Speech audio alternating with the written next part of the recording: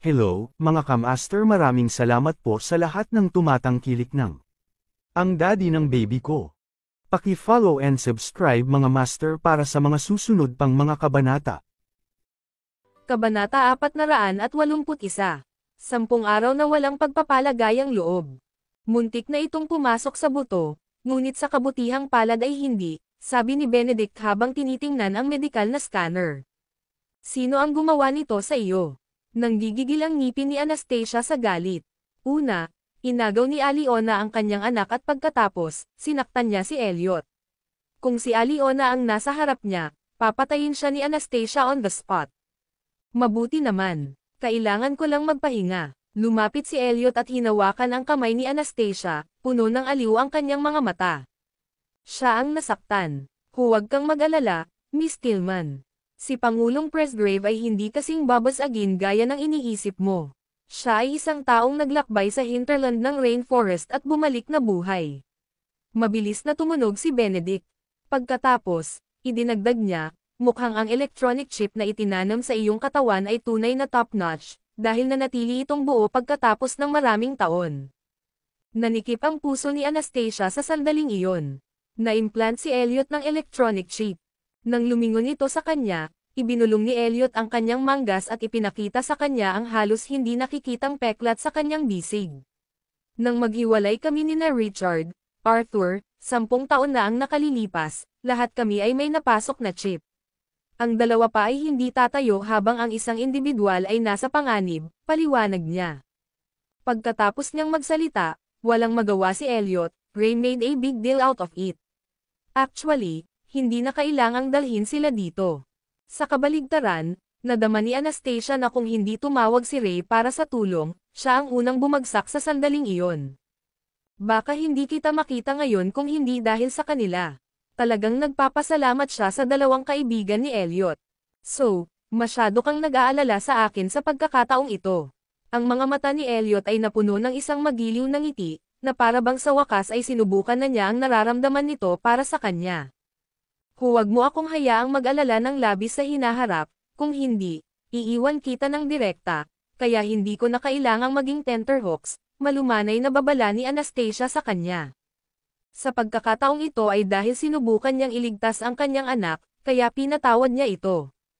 Okay, pagkatapos nito, iniyuko ni Elliot ang kanyang ulo at tumingin kay Benedict, na sinisiguro pa rin ang goz. Bakit hindi pa siya tapos? Sa puntong ito, maging si Benedict ay sabik na matapos ang paggamot, dahil sapat na sa kanya ang pagiging lovey-dovey ng mag-asawa.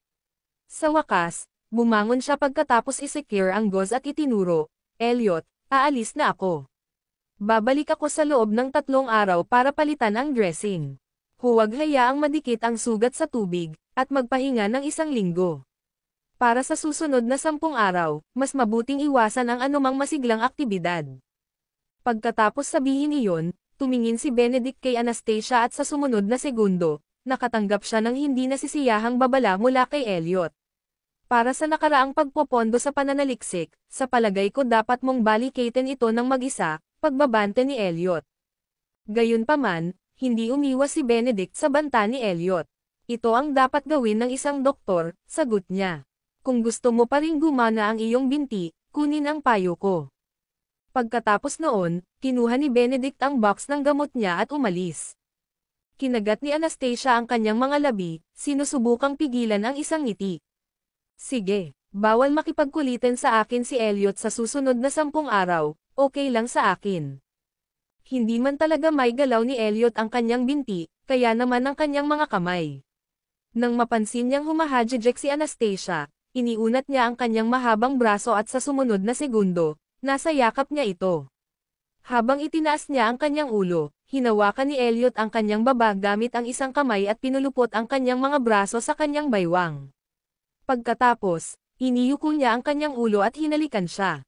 Namula ang pisngi ni Anastasia bilang tugon sa biglaang pangingibabaw na galaw ni Elliot.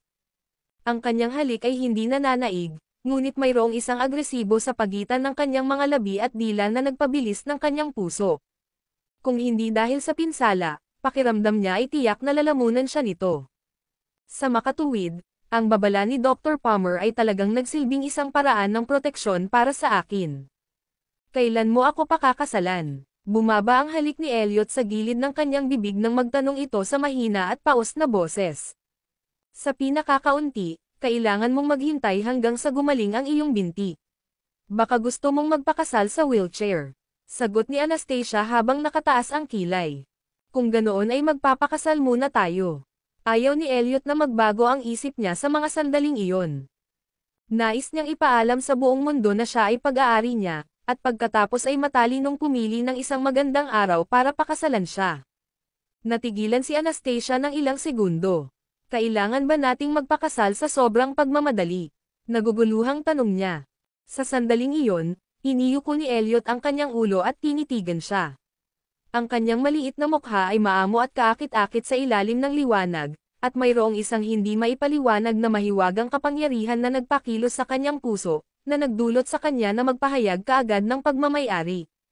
Oo, sagot niya sa malalim at matatag na boses. Kabanata 482.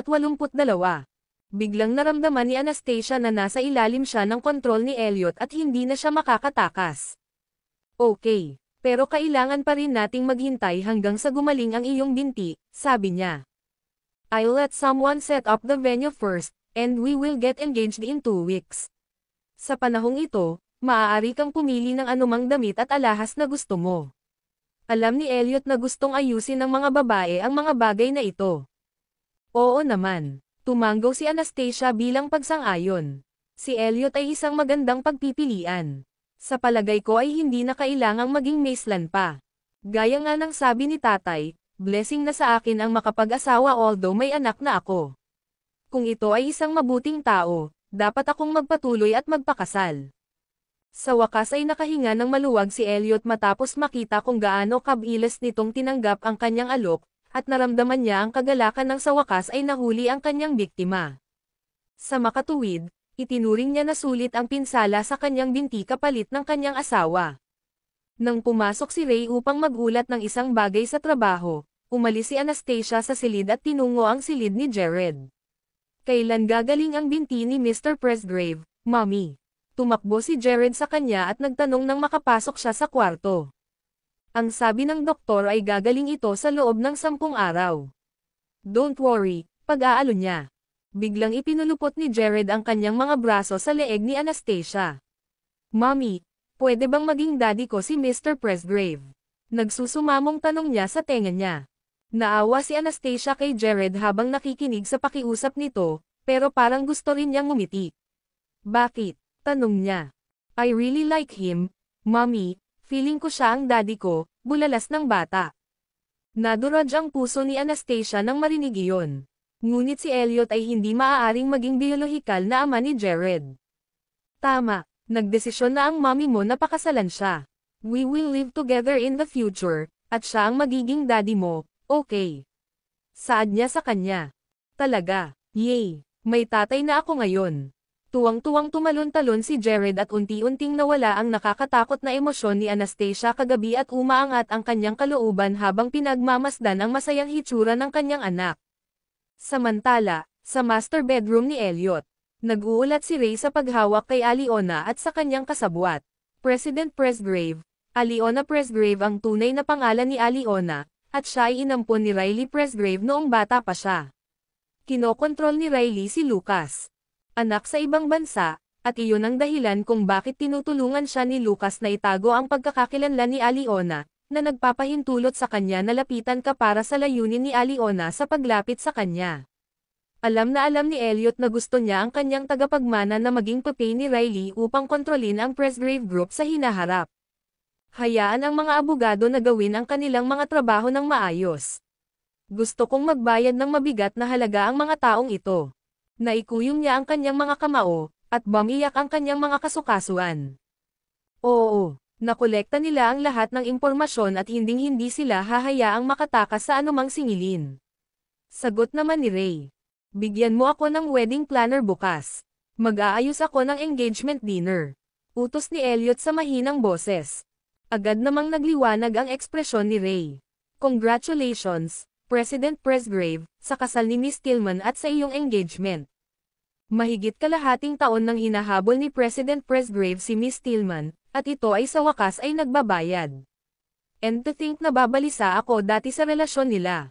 Ray, kung nakilala mo ang tamang tao, sabihin mo sa akin huwag ipagpaliban ang iyong kasal dahil sa trabaho.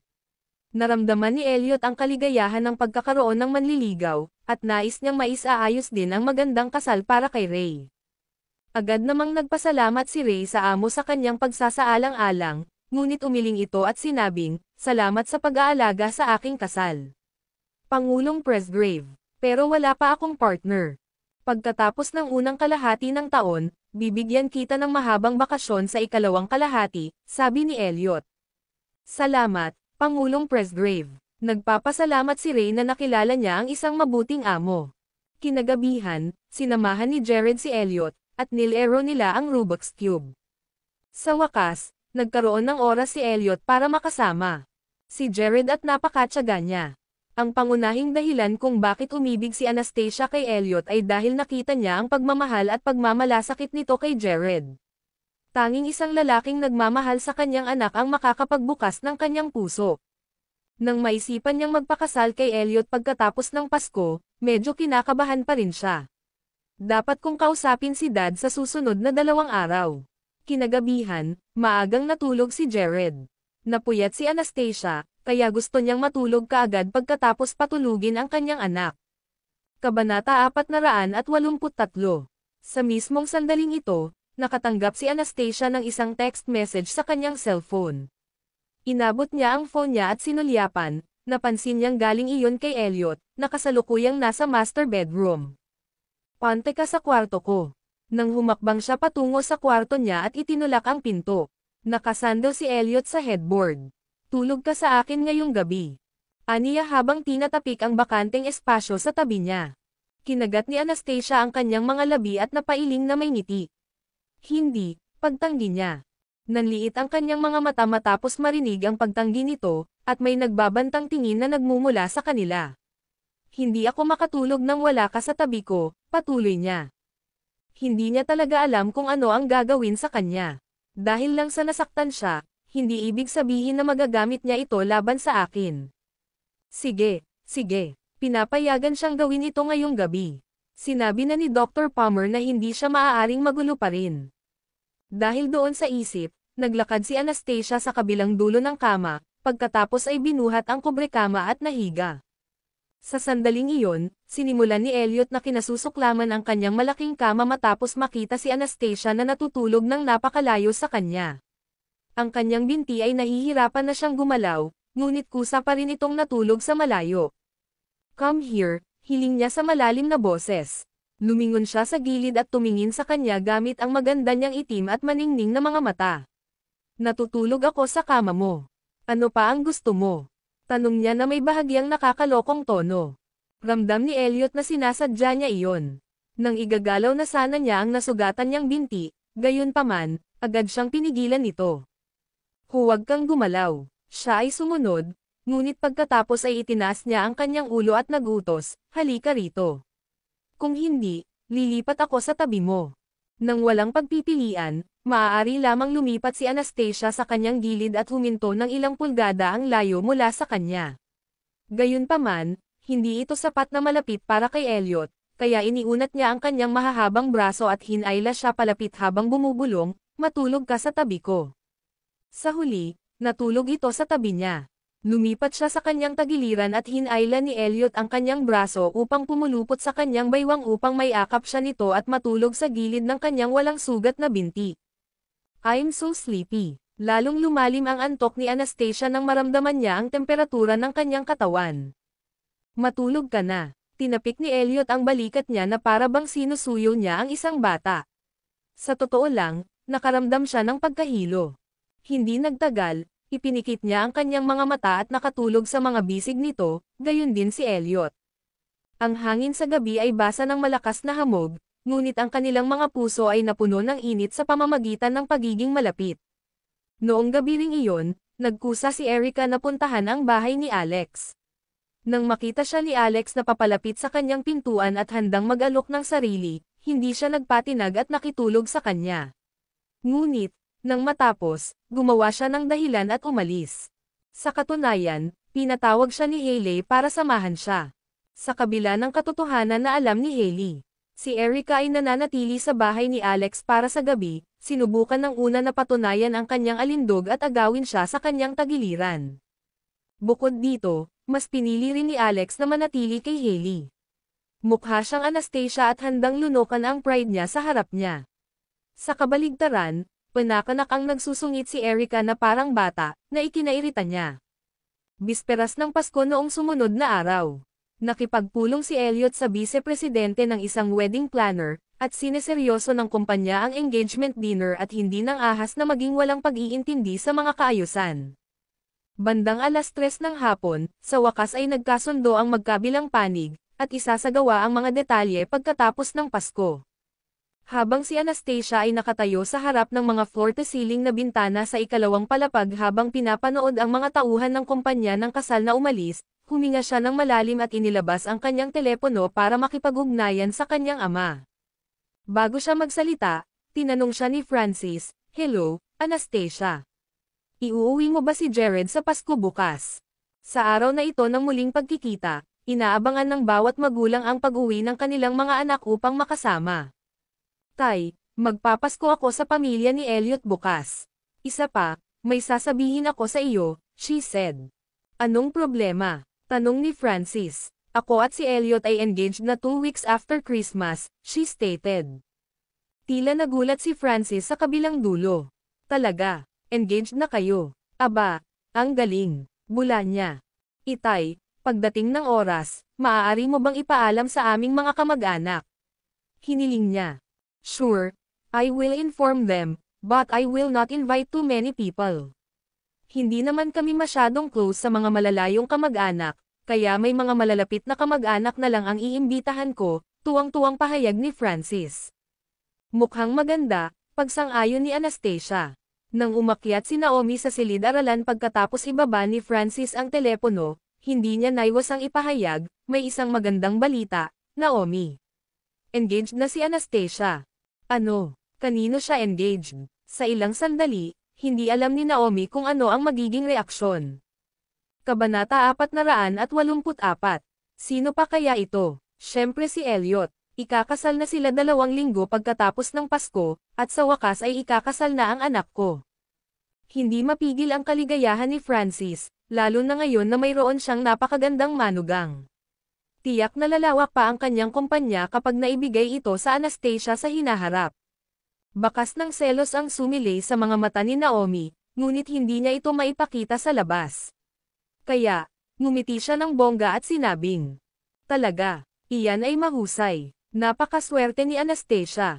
"Sa tingin ko rin," tumanggaw si Francis bilang pagsang-ayon. Ang hindi niya namalayan ay nang lumingon ang kanyang asawa, nagyelo ang mukha nito at sumilay ang galit sa kanyang mga mata. Mas mahal ni Francis si Anastasia ngayon dahil maaasahan niya ito sa anumang bagay. Sa mata niya, wala na kami ni Erica. Simula nang ikasal sina Naomi at Francis, hindi na sila naging magkasundo. Ang kanyang puso ay nakatuon sa tahanan, at siya lamang ang nagmamalasakit sa kanyang sarili at sa kanyang anak na babae. Nang bumaba si Naomi at lumabas para mamasyal, hindi niya maiwasang tawagin ang kanyang anak. That time, si Erica ang namimili namin ni Hailey. Walang ideya si Erica na ang nag-iisa sa kanya sa kinaroroonan ni Alex noong nakaraang gabi ay ang kanyang bestie na kasalukuyang nakatayo sa tabi niya. Aside from that, the card that Hailey was holding in her hand was under Alex's name. Unknowingly, Erica had shared a man with Hailey, yet she was still showing off how much Alex loved her and how generous he was to her in front of Hailey. Sa kabilang banda, ngumiti lang si Hailey, at walang sinabi. Hindi alam ni Erica na parang clown siya sa harap niya. Nang marinig ang pagtunog ng kanyang telepono, kinuha ni Erica ang phone niya at sinagot ang tawag. "Hello, nanay. Anong problema?" tanong niya. "Erica, engaged na si Anastasia." "Elliot," isiniwalat ni Naomi. "Ano?" Nanlaki ang mga mata ni Erica sa gulat.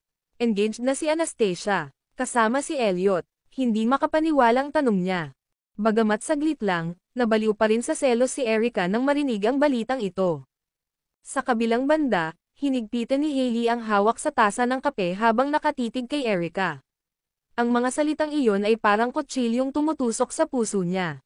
Kung tutuusin, si Anastasia ay nagiging asawa ni Elliot. Para bang binigay sa kanya ng Diyos ang pinakamabuti sa lahat, at napaka-unfair nito. Ma, sigurado ka? Tanong ulit ni Erica. Si Anastasia ang tumawag at nagsabi sa tatay mo. Paano ako hindi makatitiyak? Umaasa ako na ito ay isang scam din. Galit na sagot ni Naomi sa kabilang dulo. Pagkababa ni Erica ng tawag ay lumingon siya, at napansin ang nakakatakot na ekspresyon ni Hailey. Ayos ka lang, Hailey. Elliot na si Anastasia. Ayos lang. Alam niya kung paano gumamit ng mga trick at scheme upang akitin si Elliot, ngunit hindi ko kaya ang alinman sa mga iyon, sabi ni Hailey.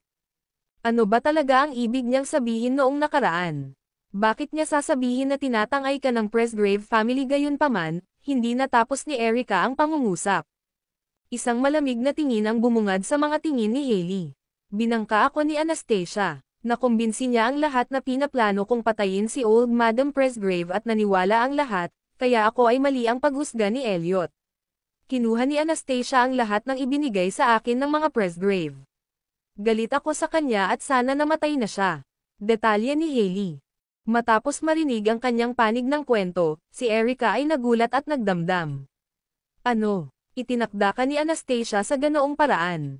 Gagawin talaga niya ang lahat para makuha si Elliot, ha? Pinarusahan niya. Sa puso ni Erica, si Anastasia ay isang mabisyo, tao, kaya binili niya kaagad ang kwento ni Hailey. Kaya nga, dapat mag-ingat kayo ng nanay mo. Don't let her plot against you too, payo ni Hailey. Huwag mo ngang banggitin yan. Kinuha ni Anastasia ang kumpanya ng aking ama bilang kanya at nag-draft pa ng kanyang testamento. Ang aking ina at ako ay walang bahagi sa kumpanya. Sa kanya lang ang kumpanya. Ngumisi si Erica habang nagngangalit ang mga ngipin sa galit. Tunay na walang awa si Anastasia sa iyo at sa iyong ina. Hindi man lang siya nagbibigay ng isang bahagi ng ari-arian ng kumpanya. Sabi ni Hailey, nagkunwaring nakikiramay kay Erica. Sa puntong iyon, mas nagalit si Erica. Hindi siya makapaghintay na patayin ang aking ina at ako. Nang marinig iyon, nagsimulang magtanim ng takot si Hailey sa ibang babae. Erica, siya na si Mrs. Presgrave ngayon. Kung makakahanap siya ng pagkakataon sa hinaharap, hindi niya tayo pababayaan. Gaya ng inaasahan, natakot si Erica sa mga komento ni Hailey at nagbago ang ekspresyon ng huli. Dahil dito, lumingon siya kay Hailey at nagtanong, ano ang dapat nating gawin? Tayuin ba tayo sa ilalim ng kanyang mga paahabang buhay? Kabanata 485. Isang mapanlinlang na ekspresyon ang bumungad sa mga mata ni Hailey nang sabihin niya, mas mainam na pigilan sina Anastasia at Elliot na magpakasal. Anong ideya ang mayroon ka, Hailey? Blanko ang isip ni Erica sa mga sandaling iyon. Matapos mawala ang lahat ng kanyang pera, wala nang natitira pang pera si Hailey, ngunit hindi rin niya kayang panoorin na lang na magkatipan sina Anastasia at Elliot. Erica, umuwi muna tayo. Hayaan mo akong mag-isip ng paraan, sabi ni Hailey. Sige, basta mag-isip ka ng paraan, tutulungan talaga kita, inosenteng sabi ni Erica nang hindi niya alam na sasamantalahin siya ni Hailey. Tinapik siya ni Hailey bilang tugon at sinabing, Erica, si Anastasia ang kalaban natin at sabay nating haharapin siya. Oo naman, mariing tumanggaw si Erica. Nagring ang cellphone ni Hailey sa sandaling iyon, at iniunat niya ang kanyang kamay upang tingnan ang kanyang telepono. Hayaan mo akong tanggapin ang tawag na ito. Sabi niya. Pagkatapos noon, pumunta siya sa gilid at sinagot ang tawag. Hello. Nasaan ka? Sabay tayong maghapunan. Nagpa-reserve ako ng restaurant para ngayong gabi, boses ni Alex ang narinig mula sa kabilang linya. Okay. Ibigay mo sa akin ang address at pupunta ako, agad niyang pagsang-ayon. Sino ang kasama mo? Tanong niya. Kasama ang mga kaibigan, sagot niya. Kasama mo ba si Erica? Medyo nabahala si Alex dahil doon. Inalo siya ni Hailey, huwag kang mag-alala, hindi niya malalaman ang relasyon natin. Huwag mong sabihin sa kanya ang tungkol sa amin, Hailey. Nabanggit ko na siya ang maaaring tumulong sa akin sa pag-angkin ng Tillman Constructions, mahinahong paalala ni Alex sa kanya. Naiintindihan ko. Tumanggaw si Hailey bilang tugon. Napagtanto niya na hanggat mahigpit niyang hawak ang puso ni Alex, masisiyahan din siya sa hinaharap na equity ng Tillman Constructions na hahawakan niya. Ito ay maaari ding ituring bilang isang hindi direktang paghihiganti laban kay Anastasia. Boyfriend mo? Curious na tanong ni Erica habang nakatingin kay Hailey na kakababa lang ng phone. Kaibigan lang, malabong sagot ni Hailey. Tara na, mag-shopping pa tayo. Nag-host siya ng dalawang pinarangalan na panauhin, sina Richard at Arthur noong gabing iyon sa villa ni Elliot. Dumating silang dalawa na may dalang mga laruan para kay Jared. Alam na sila ay mabubuting kaibigan ni Elliot, labis na hinangaan ni Jared ang duo. Nang sumulyap sina Arthur at Richard kay Jared, hindi sila makapagpasya kung sasabihin o hindi kay Elliot dahil natatakot sila na hindi siya magiging masaya kung haharapin nila ito. Kung hindi nila ito sasabihin ng malakas, hindi sila komportable na pigilan ito. Siguradong si Jared ang biolohikal na anak ni Elliot. Nakilala nilang dalawa si Elliot noong siya ay 8 taong gulang at nanatili bilang magkaibigan at sinanay siya hanggang siya ay 16. Ang hitsura ni Elliot noong bata pa ay malinaw na nakatatak sa kanilang isipan. Kaya naman nang makita nila si Jared ay parang bata ang tingin nila kay Elliot. Pareho silang magkamukha. Gayunpaman, sa kanilang pag-uwi, nalaman nina Arthur at Richard na ang anak ni Anastasia ay walang kinalaman kay Elliot. Kaya naman, masasabi lamang na ang mag-ama ay itinadhana na magkamukha. Jared, bibisita ka ba sa bahay ko sa hinaharap? Nakangiting tanong ni Arthur. Anong pinagkakakitaan mo, Mr. Wise at Mr. Lloyd? Curious na tanong ni Jared habang ang dalawa sa kanila ay nagbigay ng ganap na kakaiba sa kanya. Ako ay isang idler. Siya naman, tinuro ni Arthur si Richard at nagpatuloy, kung may nang-aapi sa iyo in the future, you can look for Mr. Lloyd. Mas gusto niyang parusahan ang masasamang tao.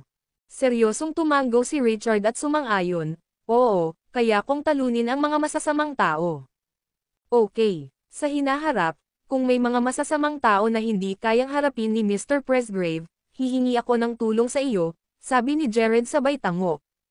Nagpalitan ng masayang sulyap sina Arthur at Richard pagkatapos nilang marinig si Jared. Ang sarap sa pakiramdam na malaman na kailangan ako. Pagkaalis ni Jared ay agad namang humarap si Arthur kay Richard. Magkamukha ba sila? Tanong niya. Halos magkapareho. Tumango si Richard bilang pagsang-ayon. Kasunod ng kanilang maikling pag-uusap, hinabol ng dalawa si Jared mula sa likuran habang mas lalong tumitindi ang pagmamahal nila sa kanya. Iniisip ko kung magiging kasing gwapo ba ni Jared ang anak natin kung magkakaanak tayong dalawa sa hinaharap, pag-iisip ni Arthur habang naka-cross arms. Iyon ay ilang taon mamaya at hindi ko gugustuhin na magkaroon ng mga anak, sagot ni Richard na may katiyakan. Napapikit si Arthur at ngumiti. Sige, kung ganoon, tingnan natin kung sino ang ikakasal mamaya, mungkahi niya. May mga reward ba? Nagpakita ng interes si Richard. Oo. Kung sino ang huli na mag-asawa ay magbibigay ng ₱1,000,000, tugon ni Arthur. Pero wala akong pera, kuripot na sabi ni Richard. Kabanata 486. Natigilan si Arthur. Ang taong may pinakamagandang kagamitan sa mundo ay may lakas ng loob na patuloy na magreklamo tungkol sa pagiging mahirap. Halatang-halata na mayroon siyang mga pananalapi na hindi mauubos sa buong buhay niya, ngunit tumanggi si Richard na bilhan siya ng kahit isang pagkain kagabi. Fine, sa wakas ay sinabi niya. 10,000. Iyon ang pinakamababang maaari kong puntahan. Deal. Nakaupo sa sofa ang dalawang lalaking nasa hustong gulang habang ginagawa nila ang napakabata nilang taya. Bumaba si Elliot na naka-casual wear pagkaraan ng ilang sandali. Para mapadali ang kanyang paglalakad, bigla siyang binigyan ni Benedict ng saklay. Si Elliot ay labis na nag-aatubili na gamitin ito noong una, ngunit wala siyang pagpipilian kundi gamitin ito pansamantala. Elliot, napagpasyahan naming umalis pagkatapos ng engagement party mo, deklara ni Arthur. Naupo si Elliot sa tabi ng, none of you are allowed to live until the engagement party tapos narinig iyon, nagtanong si Arthur with a curious expression on his face, Elliot, how exactly does it feel like to fall in love with a woman? Bakit napakarami ko na sa kanila ang nakilala ko, ngunit tila walang nagpatibok ng puso ko. Ang hirap sabihin, malalaman mo kapag nakilala mo ang isa. Hindi rin magaling si Elliot sa pagpapaliwanag ng ganito. Ang alam lang niya ay walang matatakasan kapag dumating na ang tadhana. Siya mismo ay isang pangunahing halimbawa nito. Dati ay naiinis siya kapag sinubukan ng kanyang lola na ayusin ang kasal niya para sa kanya, ngunit ngayon, parang isang napakagandang panaginip ang pagpapakasal sa taong itinuloy niya ng buong puso. Napansin ni Arthur kung paano nakaupo si Richard nang nakatalikod na kasing tuwid ng isang sundalo, kaya inabot niya ito at tinapik ang likod ng lalaki. Maaari kang maging komportable sa amin. Ito ay isang ugali, Richard threw out bago siya. Sam andal sa sofa. After seeing him relax, Arthur turned to Elliot and told him, nagpustahan kami ni Richard kanina. Ang unang ikakasal ay kailangang magbigay ng 10,000. Limited ba ang budget mo? Paano kung mag-sponsor ako ng 10 milyong dolyar? Naisip ni Elliot na napakaliit ng kanilang sugal para sa isang katayuan nila. Ayos lang. Ito ay isang maliit na sugal lamang. Sabi ni Arthur. Ito ay higit sa lahat dahil sanay si Richard na mamuhay ng matipid kaya natatakot ako na hindi niya ito matanggap. Ang kanyang pera ay karaniwang ginagamit sa kanyang mga espada at kutsilyo. Bahagyang nag-alala si Arthur para sa kanyang matapang na kaibigan noon. I wonder what is going to happen when he find a woman he likes but continues to be such a tipid na guy. Baka hindi matanggap ng babae. Sa kabila ng pang-aasar, nanatiling kalmado si Richard at nakatitig lang kay Arthur habang pasimpleng binibigkas, I wouldn't want to trouble you to worry about me. Ang tatlo ay tila bumalik sa dating panahon. Kung saan malalim sa kanilang mga alaala, hinding-hindi nila malilimutan ang panahong sinuportahan at inalagaan nila ang isa't isa habang nilalalakbay nila ang kanilang daan sa mapanganib na rainforest. Sapat na ang mga karanasang iyon para pahalagahan nila ang halaga ng tunay na pagkakaibigan. Nang umalis sina Arthur at Richard sa villa ni Elliot bandang 9 PM, biglang naging maganda ang mood ni Arthur at nagpasya siyang dalhin ang kanyang kaibigan sa isang lugar na nasa isip niya. Nagpatuloy siya sa pag-aayos sa daan. Richard, mataimtim niyang tawag. May isang lugar na gusto kong sumama ka sa akin. Kailangan ko ng tulong mo sa isang bagay. Hindi na kinailangan pang mag-isip ng stoic na lalaki. Okay, sabi ni Richard. Hindi siya tatahimik kapag may kinalaman sa kanyang mabuting kaibigan. Pagkatapos ay sinabihan ni Arthur ang kanyang bodyguard na magmaneho papunta sa tinutuluyan niya kagabi. Hindi siya tiyak sa kanyang mga salita, ngunit agad na naunawaan ng bodyguard at nagsimulang magmaneho patungo sa direksyon ng Starryfield, ang mataong bahagi ng sentro ng lungsod. Ito ay isang lugar kung saan amoy pa ang hangin na parang pinabanguhan. Ito ang lungsod na hindi natutulog. Ito ay isang lugar kung saan matatagpuan ang lahat ng mga high-end na bar mula sa buong mundo. Nang makababa si Richard sa sasakyan at tumangala nang makitang huminto sila sa isang bar, kumunat ang noo niya. Bakit mo ako dinala dito? May nang-aapi sa akin habang nandito ako kahapon, kaya nagpa-appointment ako para makipag-away sa kanila.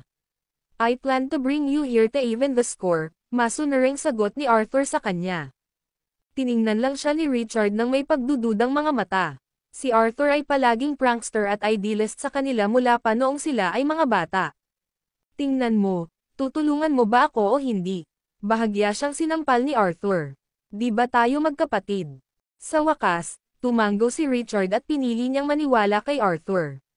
Dahil sa tuwid niyang pagtayo ay napalingon siya sa kinatatayuan nila sa ilalim ng pula at berdeng ilaw ng bar.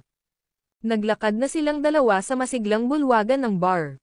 Nakita nila na nagsimula na ang nightlife. Ang ilaw sa bar ay nagbigay sa lugar ng kakaibang sensual na kapaligiran ngayong bandang 10:30 PM na. Maraming mga batang babae ang nakasuot ng mga nakaistilong damit habang nag-uusap sila sa madilim na silid. Sa sandaling napansin nilang naglalakad ang dalawang lalaki, kumikinang ang kanilang mga mata na parang mga mangangaso na nakatingin sa kanilang biktima. Ang mga lalaki ay hindi basta-basta biktima. Sila ay may kalidad, mataas na antas. Mula sa malamig, komplikadong aura na kanilang pinalabas, siguradong nasa tuktok sila ng food chain. Kabanata 487.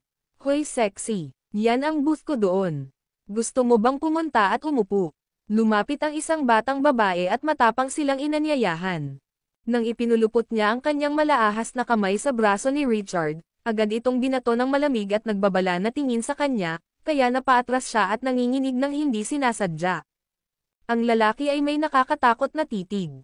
Hindi napigilan ni Arthur na hatakin si Richard nang makita iyon. Huwag kang ganyan. Matatakot mo sila. Bilisan mo at tapusin mo ang pinunta mo dito. Aalis na kami pagkatapos nito. Hindi komportable si Richard na nasa isang lugar na hindi niya gusto ang ambience. Okay, fine. Tara na. Pagkatapos niyang magsalita, dinala siya ni Arthur sa VIP room sa ikalawang palapag. Pagkatapos ay itinuro niya ang pribadong silid sa dulo ng koridor at sinabing, nandoon ang taong nambubuli sa akin. Bilisan mo at ayusin mo sa akin. Walang sabi-sabing humahanggo si Richard sa direksyong sinabi sa kanya ni Arthur. Kakailanganin lang niya ng ilang minuto para manalo siya sa laban sa wala pang 10 tao. Kakapasok lang niya sa private room ay may nakita siyang hilera ng mga tao na nakaupo sa sofa. Gayunpaman, sa halip na mga mandirigma, sila ay isang grupo ng mga babaeng kulang sa pananamit. Wala pang isang segundo ay napagtanto niyang niloko na naman siya. Ang pinto sa likod niya ay sarado mula sa labas sa sandaling ito. Narinig niya ang boses ni Arthur na nagmumula sa kabilang gilid ng pinto nang isara ito.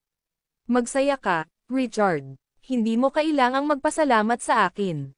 Arthur Wise, you better open the din door. Nababalisa ang boses ni Richard. Si Richard ang nag-ayos para dumating ang 10 magagandang babae. Nanlaki ang mga mata nila sa gulat nang makitang nakatayo doon si Richard.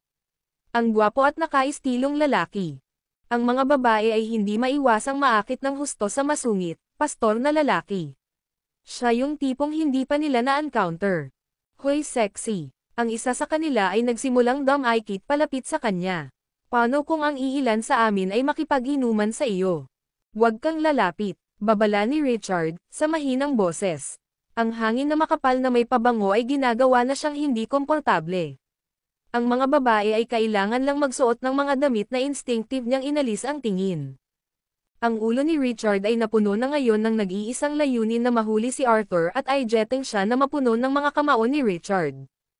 Kinulong talaga siya ni Arthur kahit alam niya kung gaano kagalit si Richard sa mga ganitong lugar. Lumapit si Richard at sinipat ang doorknob, doon ko lang nalaman na matibay pala ito.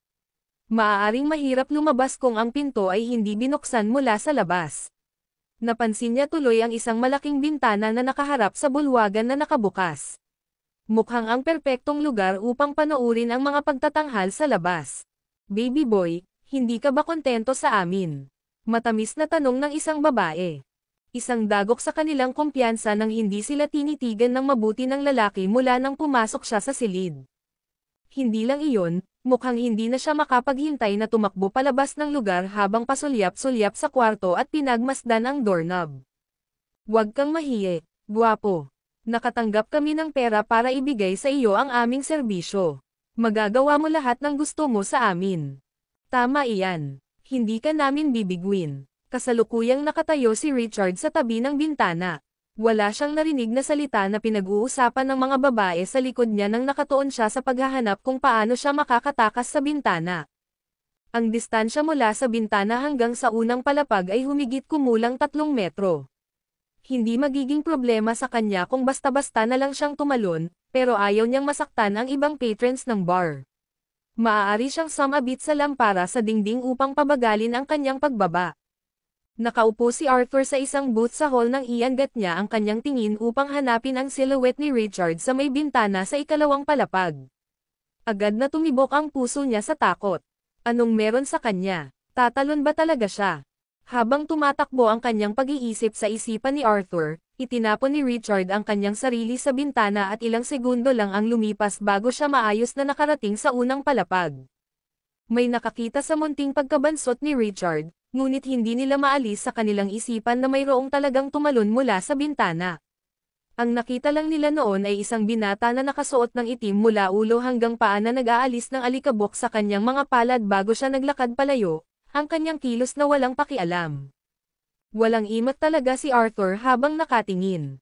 Mabilis siyang tumayo at tinawag ang kaibigan, na handang umalis anumang segundo. Sasayangin mo ba ang 100,000 na ginastos ko dito? Nagpakawala siya ng hindi pagsang-ayon na ingay. Kabanata 488. Nilingan ni Richard si Arthur at inikat ang mga mata sa kanya bago siya nagbigay ng matinding babala. Huwag ka nang magbiro ng ganito. Hindi na naramdamang mapaglaro si Arthur nang sabihin iyon ng kaibigan. Ang gusto lang niyang gawin ay gawing mas masaya ang buhay para sa kanyang kaibigan. Hindi niya talaga inaasahan na si Richard ay hindi mababasag at matigas ang ulo bilang isang malaking bato ng yelo. Ginagawa ko lang ito para sa ikabubuti mo. Dapat pahalagahan mo ang effort ko. Isa kang 27 taong gulang na lalaki na hindi man lang nakahawak sa kamay ng babae.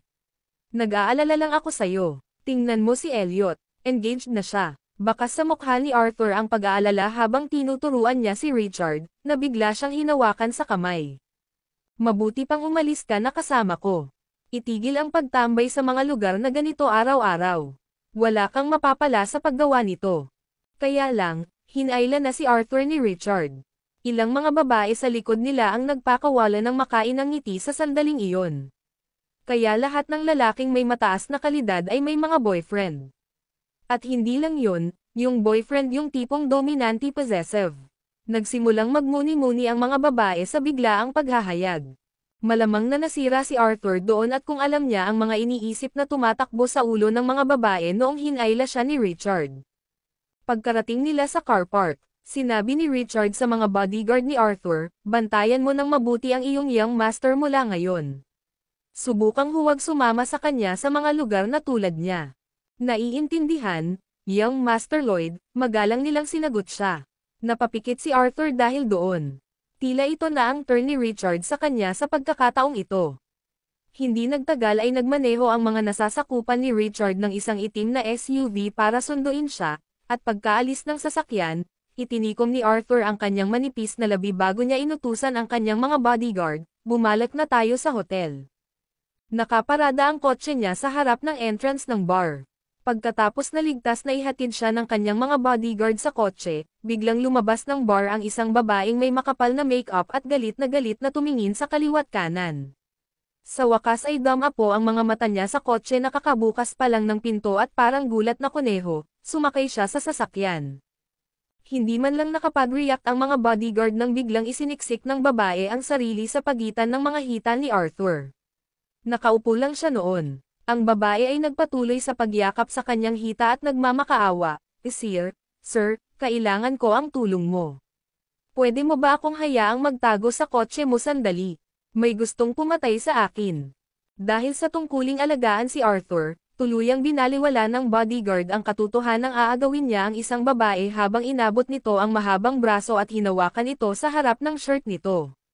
Sinimulan niyang kalagkarin siya palabas, ngunit ang babae, na tumatangging umalis, ay agad na pumulupot sa kanyang mga braso sa leeg ni Arthur. Hayaan mo lang akong magtago dito ng 2 minuto. Pakiusap ko, saglit lang ako. Hindi lamang ang kanyang leeg ay pilit na kumapit, ang mga braso na nasa kanyang leeg ay kasing manipis ng mga ito. Halos pakiramdam niya ay sinusubukan niyang patayin siya sa halip na humingi ng tulong sa kanya. Pagkatapos ay sinimulan siyang itulak ni Arthur palayo sa kanya. Gayunpaman, ang babae ay tila may lakas ng isang leon habang mas mahigpit ang pagkakahawak nito sa kanya. Nagsimula pa siyang sumigaw sa puntong ito. Magtatago lang ako saglit, pakiusap, nakikiusap ako sa iyo. Nang makitang muntik na niyang mabulunan si Arthur, agad na kumalas ang bodyguard sa pagkakahawak nito sa kanya.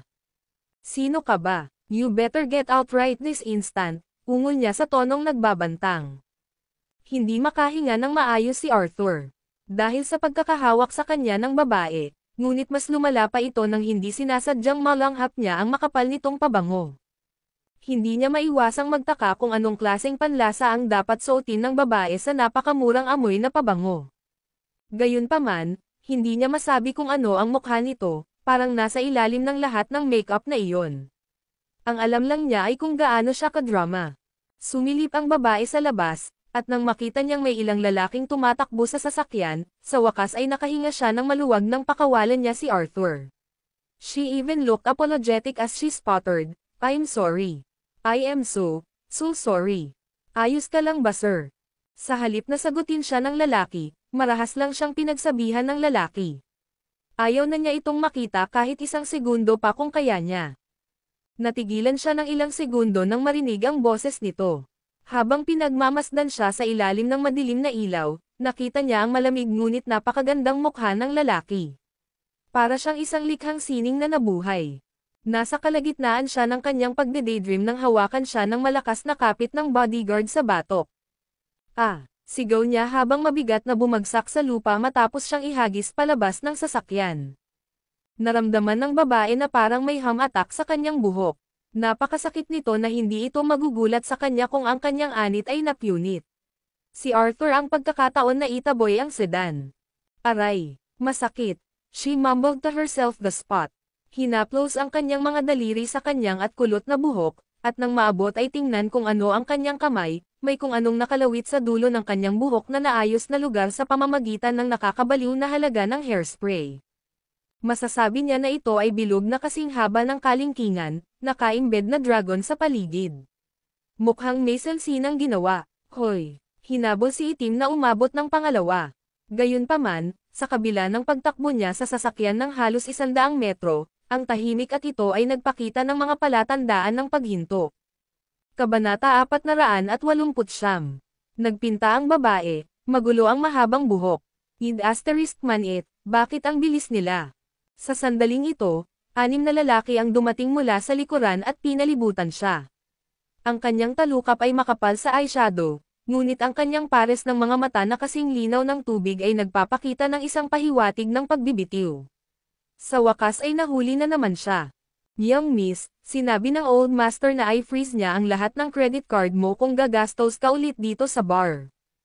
I got it, Uncle G, ungol niya habang kagatlabi. Pinipigilan niya ang sarili na magsalita pa. Delikado para sa iyo na lumabas mag-isa, young miss. Nang marinig iyon, nagsimula siyang magreklamo, hindi ko man lang maranasan ang buhay kahit saglit. Hindi sumagot ang kanyang driver sa kanyang pag-aalboroto, at nagpatuloy lang siya sa pagmamakaawa. Gusto rin ng old master na maghanda ka para sa iyong engagement kay young Master York. Ang pakikipag-ugnayan ay hindi na maaaring i-drag pa. Ang batang babae ay namumula ng kanyang mga pisngi. Sa isang iglap, biglang umihip ang hangin at nagsimulang kumaway ang kanyang mahahabang lock sa direksyon kung saan umiihip ang hangin. Kahit na makapal ang makeup niya, imposibleng itago ang maselang bahagi ng kanyang maliit na mukha. Isang itim na limousine ang huminto sa kanyang harapan. Pagsakay niya sa sasakyan, ramdam niya pa rin ang sakit sa batok niya. Binuksan niya ang dome light sa itaas ng kanyang ulo at maingat na tiningnan ang bilog na gemstone sa kanyang kamay. Sa mas malapit na pagsisiyasat, natanto niya na ito ay isang malaki at pambihirang brilyante. Hindi niya maiwasang isipin na ang natural at perpektong bilog na brilyante ay malamang na may nakakagulat na presyo. Paano ko ito ibabalik sa lalaking iyon? Itinago niya ang kanyang baba sa kanyang kamay habang siya ay may panloob na debate. Bigla siyang nakatanggap ng text message sa kanyang phone sa sandaling ito. Young miss, lahat ng iyong mga dokumento ay inilabas na. Pumunta ka sa cafeteria sa airport. Ang iyong flight ay 12 AM. Kailangan mong magmadali sa airport. Ang mga sulok ng mapupulang labi ng babae ay pumulupot paitaas pagkatapos niyang basahin ang mensahe. Sabi niya sa driver na nakaupo sa harap, Tito G, pwede mo ba akong samahan sa airport para sunduin ang isang kaibigan? Young miss, itigil mo na ito sa iyong mga panlilinlang. Hindi ako naglalaro ng anumang mga trick. May kaibigan talaga akong naghihintay na sunduin ko siya sa airport. I am begging you, Uncle G. She is here to attend my engagement party, matamis na pakiusap ng babae. Nagpakawala ng mahabang buntong hininga ang nasa katanghaliang lalaki na nagmamaneho ng sasakyan nang pumayag ito at hiniling sa bodyguard na magmaneho papunta sa airport. Sa kabilang banda, si Arthur, nakababalik lang sa kanyang silid sa hotel, ay may nakakatakot na pakiramdam na parang may nawawala sa kanyang leeg. Nang abutin niya ang kwintas sa leeg niya, naramdaman niyang biglang gamaan ang karaniwang mabigat na kwintas. Hinailan niya ang kwelyo ng kanyang pangitaas, at nang tumingin siya sa ibaba ay napagtanto niyang heirloom pala ng kanyang pamilya, wala na. Naningkit ang maningning niyang mga mata, at biglang pumasok sa isip niya ang babaeng nakasabit sa leeg niya sa sasakyan. Pagkatapos ay dumating siya sa conclusion na hindi siya tumatakbo palayo sa sinuman. Siya ay isang magnanakaw. Sabog. She is just digging her own hole by stealing something of mine, he fumed. Nagulat din ang 6 na bodyguard na nakatayo sa harapan ni Arthur nang tingnan ang kwintas na inalis ng kanilang young master sa leeg nito. Nawala ba sa young master ang kanyang priceless, pamana ng pamilya? Sabay-sabay silang nagtaka. Karaniwang hindi isinusuot ng mga tao ang kanilang pamana ng pamilya, ngunit hindi karaniwang young master si Arthur. Hindi lang nagalit si Arthur dahil sa pagkawala ng heirloom ng kanyang pamilya, tinamaan din siya ng matinding kahihiyan sa kasalukuyan. Ito ay magiging isang kahihiyan kung sasabihin na ang babae ay nagnakaw ng kanyang bagay sa ilalim ng kanyang ilong. Hanapin mo siya, ungol niya sa nagngangalit na ngipin. Mula sa paraan na tila nag-uumapo ang kanyang galit mula sa kanyang mga titig, madaling isipin kung anong uri ng kalunos-lunos na wakas ang naghihintay sa magnanakaw. Agad namang tumugon ang mga bodyguard, naiintindihan. Pupunta tayo ngayon mismo. Isang babaeng may dalang bag ang nakatakas sa kanya mula sa pagsisiyasat ng mga mata gamit ang isa pang pinto ng airport cafe, kaya naman hindi napansin ng kanyang mga bodyguard na nagbabantay sa entrance ang kanyang pagkawala. Makalipas ang 10 minuto, dumating na ang dalaga sa eroplanong sasakyan niya, at umupo siya sa isang first class seat. Pagkatapos niyang huminga ng malalim, nag-text siya sa kanyang phone. Tay, ayoko mag-engage. Aalis na ako ngayon. Patawarin mo ako sa pagiging unfilial. Pinatay niya ang kanyang telepono pagkatapos niyang ipadala ang mensahe, at tila tumahimik ang buong mundo noon. Napakaganda ng mukha niya sa ilalim ng liwanag, dahil wala siyang mabigat na make-up. Ang babaeng mukhang nasa 20s ay may balat na napakaputi at malambot na tila masusuka sa kaunting haplos. Ang eroplano ay lumipad sa kalangitan sa gabi matapos itong bumaba sa runway. Lingid sa kaalaman ng babae, nasa kamay niya ang pamana ng pamilya ng isa pang lalaki. Hanggat gusto niyang ibalik ito sa kanya, hindi siya makapagbigay ng oras upang mahanap siya dahil nagmamadali siyang pumunta sa ibang bansa. Umaasa lang siya na balang araw ay magkikita silang muli. Sa isang apartment sa sentro ng lungsod, nakaupo si Hailey sa sofa habang hinihintay ang pagbabalik ni Alex. Ang kanyang ulo ay puno ng mga iniisip tungkol sa kasal ni Anastasia kay Elliot. Nag-iisip siya ng paraan para matigil ang kanilang pagsasama. Ang kanilang pakikipag-ugnayan ay isang mahalagang benchmark sa kanilang relasyon. Halos imposibleng pigilan itong mangyari, maliban kung may malaking mangyayari. Kabanata 490. Biglang naisip ni Hailey si Francis. Nag-alinlangan siyang magpapatuloy sina Anastasia at Elliot sa pakikipag-ugnayan kung ma-accident si Francis. Ngunit ano ang maaari niyang gawin upang lumikha ng isang aksidente? Siguradong hindi ito gagawin ni Naomi at Erica. Kung tutuusin, si Francis ang kanilang cash cow. Parang si Alex lang ang makakagawa nito. Alam din ni Hailey na balisa si Alex. Sinasanay na ni Francis si Anastasia na kunin ang Tillman Constructions at sa sandaling natutunan niyang pamahalaan ang kumpanya, ilang sandali na lang at sa wakas ay pagmamay-ari na niya ang kumpanya. Ngayong magkanobyo na sina Anastasia at Elliot, at mayroon siyang Elliot na henyo sa negosyo upang suportahan siya, walang layunin si Alex na nasa tabi ni Anastasia. May kalahating buwan pa bago ang engagement, ibig sabihin ay may sapat na oras para ayusin ni Hailey ang kailangan niya. Habang iniisip niya ito, isang malupit na kislap ang lumitaw sa kanyang mga mata. Bahagyang napagod si Alex nang sa wakas ay bumalik siya sa mga madaling araw. Dahil may ilang problema sa inventaryo ng pananalapi ng kumpanya, kailangan niyang manatili hanggang sa malutas ang isyo bago siya makaalis. Alex, umuwi ka na. Agad namang lumapit si Hailey at niyakap siya. Pagkatapos ay tumayo siya sa kanyang mga daliri upang halikan siya. Nagpainit ako ng pansit para sa iyo. Halika at kumain. Sa halip, umupo ang lalaki sa sofa. Dalhan mo ako ng isang baso ng beer, sabi niya sa kanya. At kaya, agad na pumunta si Hailey at binuksan ang isang lata ng beer para sa kanya. Pagkatapos ay umupo siya sa tabi niya at tumingin sa kanya. Alex, pagod ka ba sa trabaho? Tanong niya na may pag-aalala sa mukha. Sinabi sa akin ni Erica na engaged na si Anastasia kay Elliot. Sa palagay ko ay maaaring si Anastasia ay maaaring kunin ang kumpanya ng kanyang ama anumang oras. Biglang napaangat ng ulo si Alex sa gulat. Kailan ito? Sa bisperas ng Pasko, nagsimula siyang makaramdam ng pagkabalisa noon. Ang kasalukuyang sitwasyon ay nagiging mas hindi favorable para sa kanyang mga plano laban sa Tillman Constructions. Alex, Si Elliot ang magiging manugang ni Francis kung siya ay magpakasal kay Anastasia. May posibilidad na pwede si Francis, ibigay ang kumpanya kay Elliot. Sa palagay mo ba maaari mong ipagpatuloy ang iyong posisyon bilang tagapamahala ng pananalapi pagdating ng panahon? Si Hailey ay nagtanim ng takot kay Alex sa puntong iyon. Alam na alam ni Alex kung gaano siya kinasusuklaman ni Elliot dahil sa dati niyang pagkapit kay Anastasia nang hindi niya alam ang kanyang lugar. Ito ay maaaring ang tanging dahilan kung bakit siya tatanggalin ni Elliot sa kumpanya kung ang Tillman Constructions ay nahulog sa mga kamay ni Elliot. Pagkatapos ay nagpatuloy si Hailey ng medyo nabalisa. Panahon na para makipag-ugnayan ako kay Naomi para simulan niya ang plano. Nalilito, nagtaas baba si Alex para tingnan siya. Anong ibig mong sabihin? Tanong niya. Kailangan nating pigilan sina Anastasia at Elliot na magpakasal, at ang tanging paraan para gawin iyon ay ang ma-accident si Francis na sapat na malubha upang maiwasan siyang dumalo sa engagement party. Tiyak na masisiraan ng loob si Anastasia na ipagpatuloy ang pakikipag-ugnayan. Kapag nangyari iyon, maaari mong baguhin ang kalooban ni Francis at hatiin ang Tillman Construction sa dalawa. Maaaring magkaroon ng kalahati ng pagmamay-ari si Anastasia, ngunit dapat ay mayroon si Naomi at ang kanyang anak na babae sa kalahati. Kakailanganin nilang umasa sa iyo kapag gusto nilang makuha ang kalahati ng mga karapatan ng mga shareholder.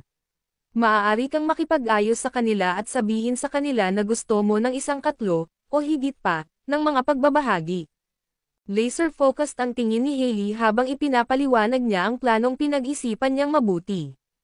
Sa kasamaang palad, ang kanyang pangunahing layunin ay upang pigilan ang pakikipag-ugnayan sa pagitan nina Elliot at Anastasia na mangyari. Ito ang paghihiganti ni Hailey kay Anastasia. Walang paraan na papayagan niya si Anastasia na magkaroon ng mapayapang araw.